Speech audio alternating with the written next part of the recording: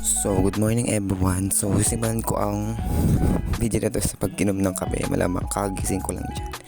And, fast forward, papunta na ako ng CR kasi maliligo na ako at meron akong pupuntahan dyang important na bagay. Char.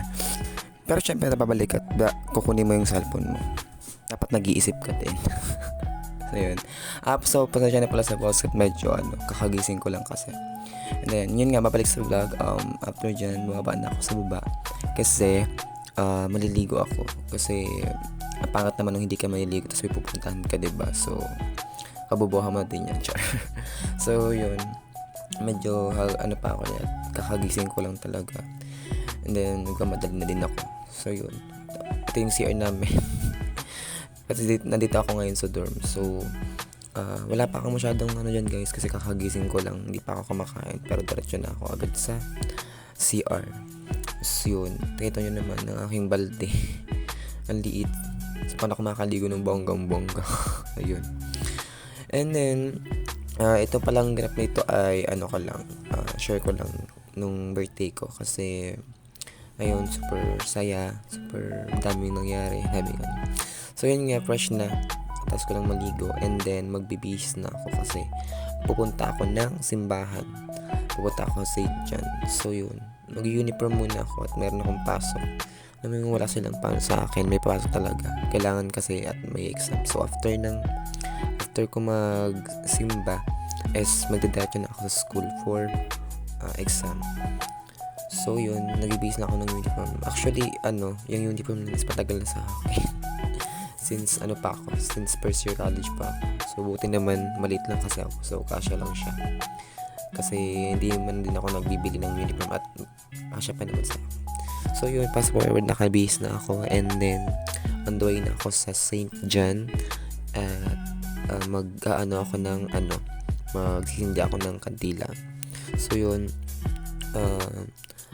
nag-ayos-ayos din ako sa mukha ko, naglagay lang ako ng foundation so yun, para fresh naman tayo, hindi mo kang oily yung face. So yun, a little bit of lip tint din. So men's makeup lang yun guys. So yun, sobrang init ng panahon guys. Diba, ngalakad lang ako dyan, mag-aabang ako ng tricycle papuntang St. John.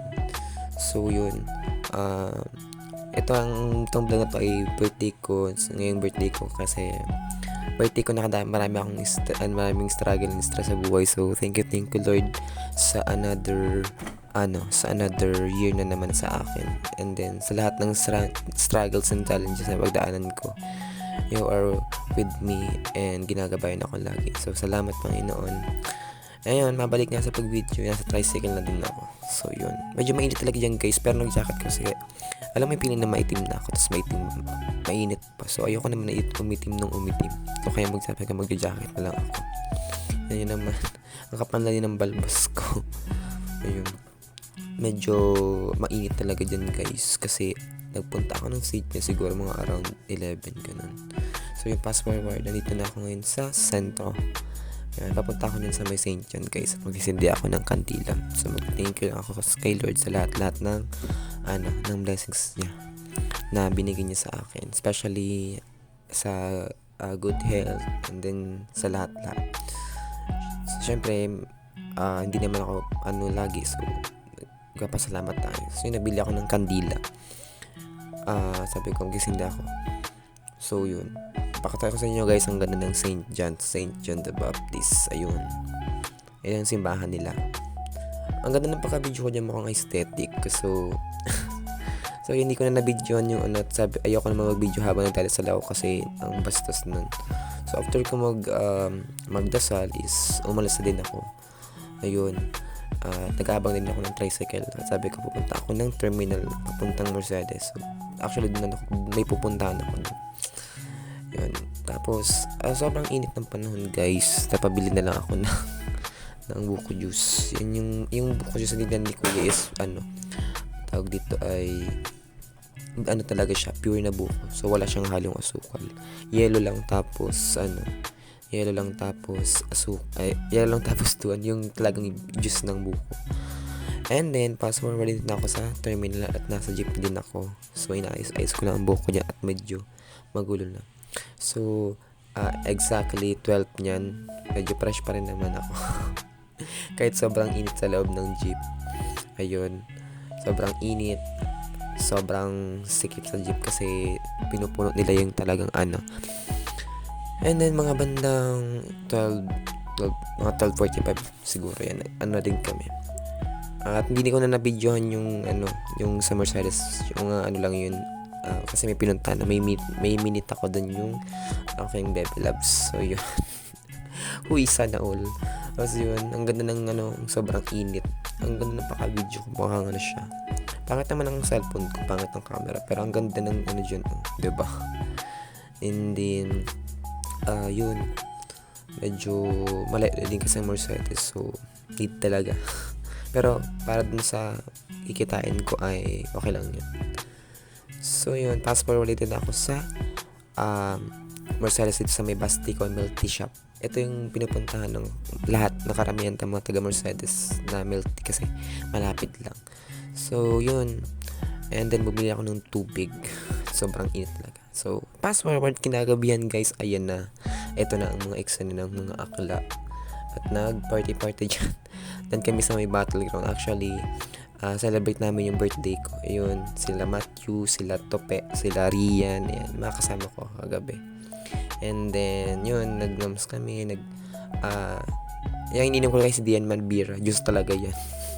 Nesty lang yan. At ayoko magpakalasay at may pasok pa kinamagahan. So, yung mga bakla, sabi ko sa kanila, kayo mag-inom na kayo. Ako, tamang iced tea lang.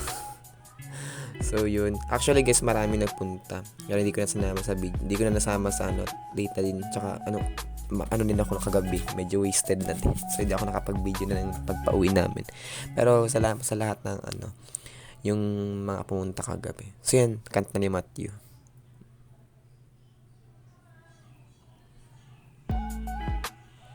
Very singer ang lola mo. Yun. Si Tope, kasama yung jowa niya, si Donna, ayun. Tapos yung dalawang friend kong lalaki, ayun. Tapos si Sherman, si CJ, ayan.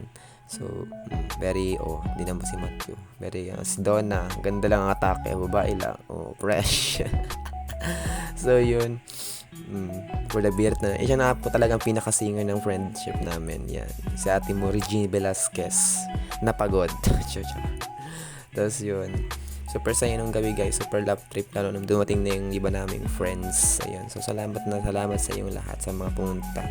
And then nakapag-celebrate ng birthday ko. So yun. And kami, isang mahabang table kami guys at medyo marami talaga kami. So yun. Minsan lang naman nakamag pero talagang solid yung friendship namin. And then si Yona, kahit late nagdating, okay lang yan. Nagpa-fresh yan, pinaka-fresh kong friend. Ayun. And then yung tropa ko. Tapos naghabol na lang din sila Charles at yung jowa niya. Yung, di ba? Dami eksena diyan kagabi, super love trip kagabi. Mawawalan ako ng boss mawawalan ako ng boss kakasigaw sa mga love trip nila kagabi. Visit. Tapos yun, nagpe-fresh lang. Mga pa lang yan guys, mga 10 PM pa lang yan. Pero Diyos ko, ang mga klay talagang energetic pa kahit nakakailangan na kami. So energy pa mga bakla. Ang dami pa nilang aura. Lalo nung nagtatin yung mga lalaking iba yung sa kabilang table. Medyo ang dami na naman nilang ganap. So yun, medyo nahihilo na din ako niyan. Kasi yan guys, red horse na yan. Bayaran mo yung charis. Nag-flex na. So yun, yan yung RH na yan. Aking best friend, ayun, aking friend. And then mga bandang 11 ay talagang continuous na talaga at ang mga akla ay nag-aura. So syempre, thank you muna pala sa venue sa Battleground, salamat. And then yung service nyo ay napaka-solid. So yun, medyo late night na din. Ayan, si Tope, yung jowa niya. Minsan ayoko na mag-birthday na may kasama mga jowa. Naiirita ako. Char.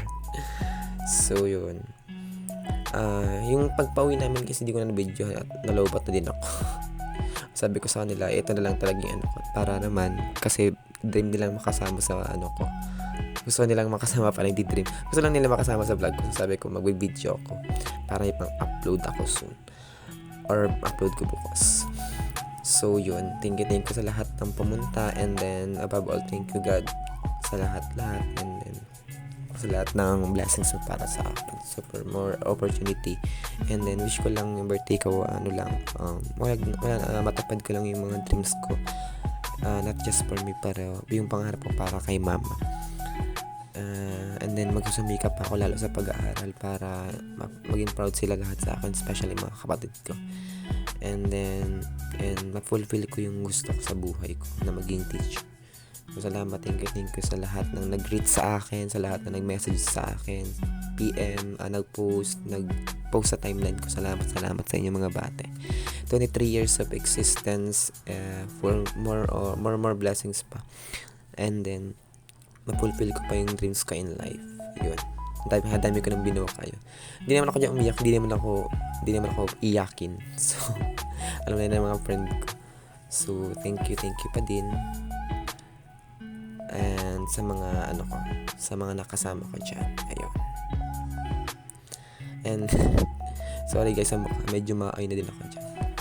Pero di man ako masyadong nag-in na marami, at parang pinakalmahan ko lang ang sarili ko at may pasok na kinaumaga.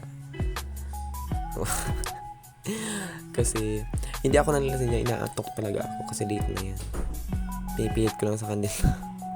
And then yun, fresh na. Sama sa fresh ang ating mong fresh. Yun, si Ona. Yan yung guys nakasama ko sa vlog ko, sa isang vlog ko. Yan yung nakasama ko. Indin. Siya yung nagninang dun sa anak ng ate ko. Ayun. So, panoorin nyo yung isang vlog ko na andun siya. Nung pupunta namin ng Pambuhan. Siya yung kasama ko tsaka yung jowa niya. And then, thank you guys ulit sa inyo.